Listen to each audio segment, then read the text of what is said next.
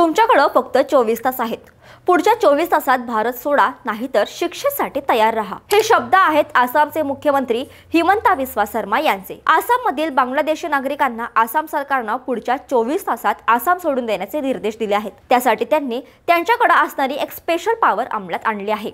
आसाम राज्याकडे असं एक कायदा आहे ज्या कायद्याद्वारे असं सरकार त्यांच्या राज्यातून फक्त 24 तासातच बांगलादेशी नागरिकांना आसाममधून बाहेर काढू शकतं। पण हा कायदा नक्की कधी बनवला गेला आणि आसाम राज्याकडेच अशा प्रकारचा कायदा नक्की कसा आहे? या कायद्याचा उपयोग इतके वर्ष का केला नाही? लाखो बांगलादेशी नागरिक आसाममध्ये घुसखोरी करत असताना इतके वर्ष हा कायदा धुळखात का पडला होता? या सर्व प्रश्नांची आणि या प्रकरणाची आपण सविस्तर माहिती या व्हिडिओच्या माध्यमातून घेणार आहोत। नमस्कार, मी मृदुला आणि तुम्ही पाहताय थोडक्यात। आज मी तुमच्यासाठी एक अत्यंत महत्त्वाची आणि तितकीच धक्कादायक बातमी घेऊन आले आहे। आसाम राज्याने एक असा निर्णय घेतला आहे ज्यामुळे संपूर्ण देशाचं लक्ष आसामकडे वेधलं गेलं आहे। आसाम सरकारने बेकायदेशीर बांगलादेशी स्थलांतरितांना देशाला सोडून जाण्यासाठी फक्त 24 तासांची मुदत दिली आहे। होय, तुम्ही बरोबर ऐकलत, फक्त 24 तास। यासाठी आसाम सरकारने 75 वर्षांपूर्वी बनवलेला एक जुना आणि आतापर्यंत कधीच वापरला न गेलेला कायदा पुन्हा सक्रिय केला आहे। Immigration expulsion from Assam act 1950 असा हा कायदा आहे। हे आजपर्यंतच्या भारताच्या इतिहासात घेतलं गेलेलं सर्वात ऐतिहासिक पाऊल मानलं जाऊ शकतं, कारण संपूर्ण भारतामध्ये करोडो बेकायदेशीरपणे बांगलादेशी नागरिक राहत आहेत। भारतातल्या साधारण प्रत्येक राज्यात त्यांनी आपले तहान मांडले आहेत। भारतात येऊन या लोकांनी स्वतःचे Aadhaar card, PAN card, ration card तर बनवलेच, पण मतदान कार्ड बनवून देशात अनेक वर्ष ही लोक मतदान करत आहेत। अनेक वर्षांपासून देशात सुरू असलेल्या लोकोपयोगी योजनांचा बेकायदेशीरपणे लाभ उठवत आहेत। पण आता आसाम सरकारनं या बांगलादेशी नागरिकांच्या बेकायदेशीर स्थलांतराला कंटाळून त्यांना आसाममधून बाहेर काढण्याचा निर्णय घेतला आहे। या ऐतिहासिक पावलामुळे अनेक प्रश्न उभे राहिले आहेत। हा कायदा इतके वर्ष का वापरला गेला नाही? या कायद्याची कार्यप्रणाली नक्की कशी आहे? आसाम आणि बांगलादेशी स्थलांतरितांचा विषय खूप जुना आहे।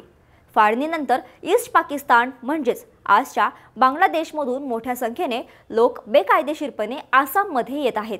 यामुळे आसामची लोकसंख्या आणि सामाजिक राजकीय संतुलन बिघडलं।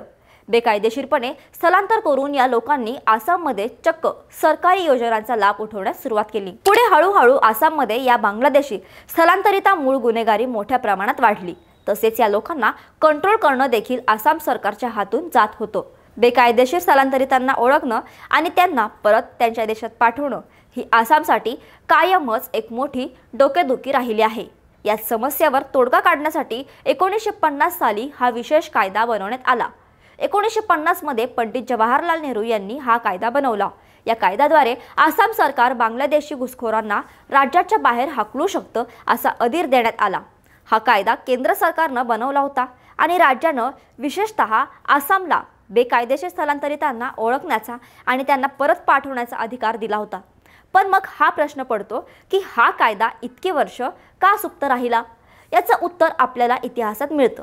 जेव्हा आसामचे पहिले मुख्यमंत्री गोपीनाथ बोरदोलोई यांनी हा कायदा लागू करण्याचा प्रयत्न केला, तेव्हा त्यांना तत्कालीन पंतप्रधान पंडित नेहरू यांनी थांबवलं। नेहरूजींवर पाकिस्तानचे पंतप्रधान लियाकत अली खान यांचा दबाव होता।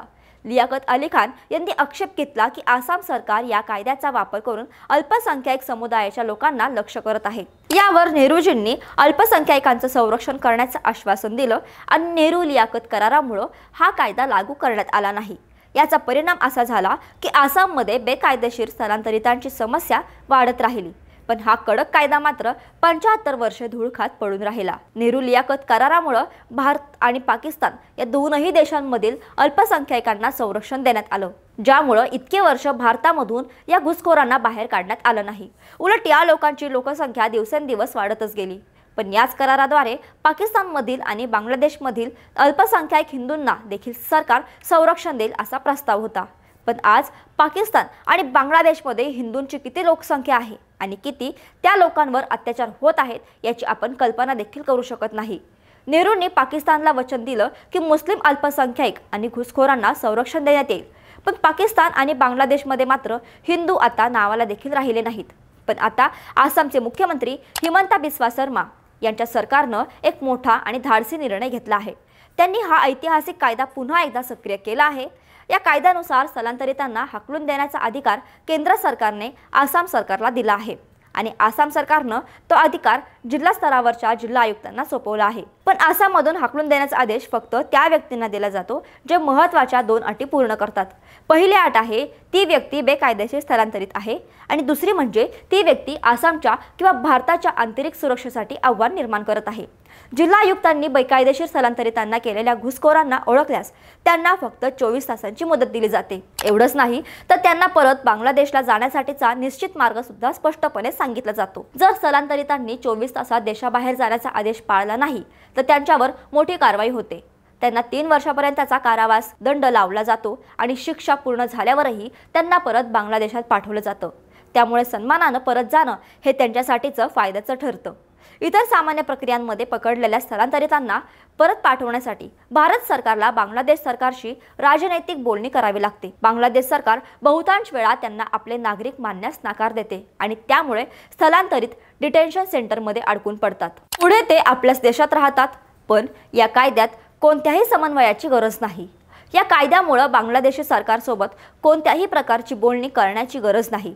स्थलांतरितांना ओळखलं की त्यांना थेट बांगलादेशात ढकललं जातं। यामुळे वर्षानुवर्ष लागणारी प्रक्रिया फक्त 24 तासांवर येते।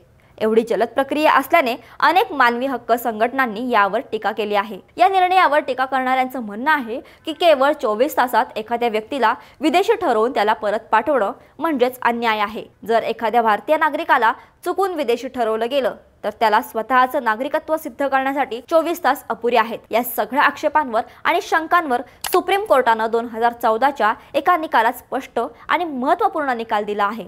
सुप्रीम कोर्टानं सांगितलं की 1950च्या या कायद्याचा वापर करताना सिटिझनशिप ॲक्ट 1955च्या कलम 6A मधील तरतुदी विचारात घ्याव्या लागतील, ज्यामुळे या कायद्याला खुद्द सर्वोच्च न्यायालयानं मंजुरी दिली आहे।